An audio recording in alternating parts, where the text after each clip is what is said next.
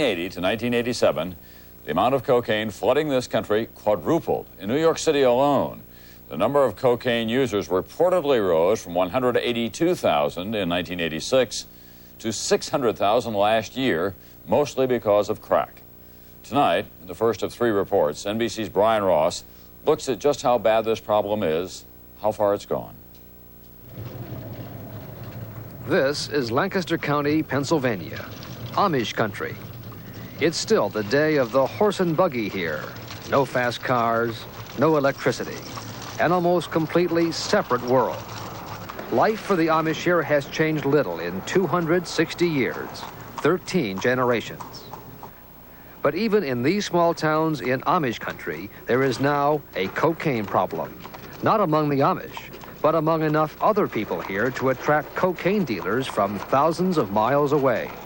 The parking lot behind this old schoolhouse became a major delivery point for big-time cocaine traffickers out of the Dominican Republic.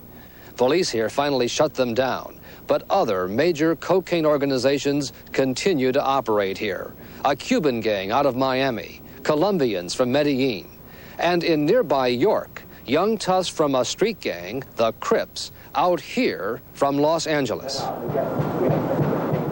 Like the rest of America, small-town Pennsylvania now has a big cocaine problem.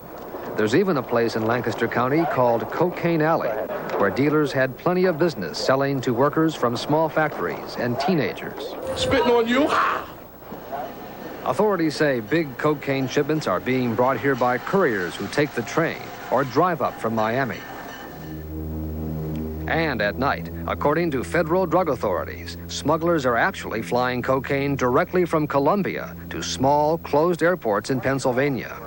As demonstrated here by an NBC pilot, the right radio signal from the cockpit turns on the landing lights at hundreds of small airports, a trick authorities say the smugglers from South America know well.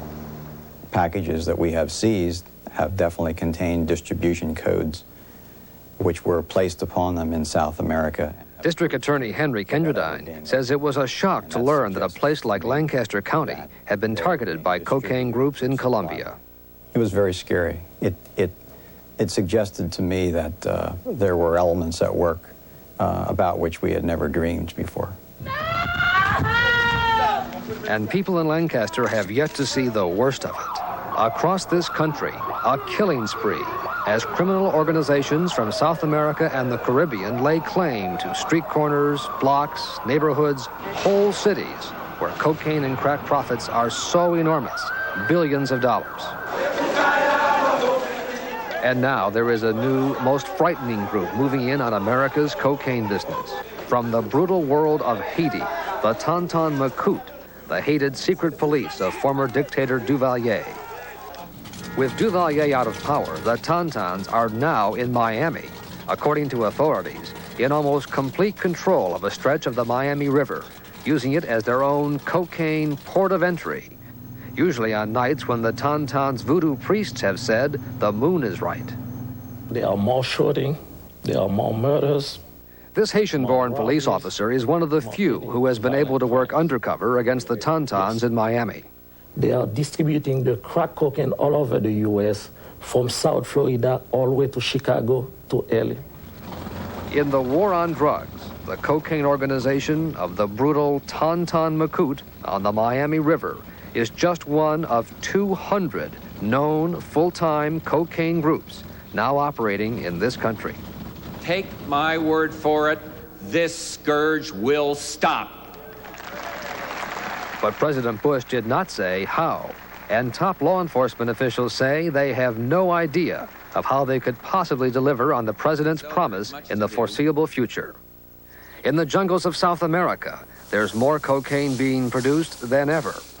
The big cocaine bosses are walking the streets of Colombia, apparently untouchable. Tons of cocaine are coming into the country on freighters from new drug hotspots like Haiti. And street corners in small towns like Lancaster, Pennsylvania, are beginning to look like street corners in Detroit and Washington. In fact, in 1989 in America, with cocaine everywhere, even here, about the only people who have been able to avoid the scourge of cocaine in their lives are people who have deliberately shunned for over 200 years what the rest of us call progress. Brian Ross, NBC News, Lancaster County, Pennsylvania. Tomorrow, Congress and the drug war Air Force. Are political decisions undermining success?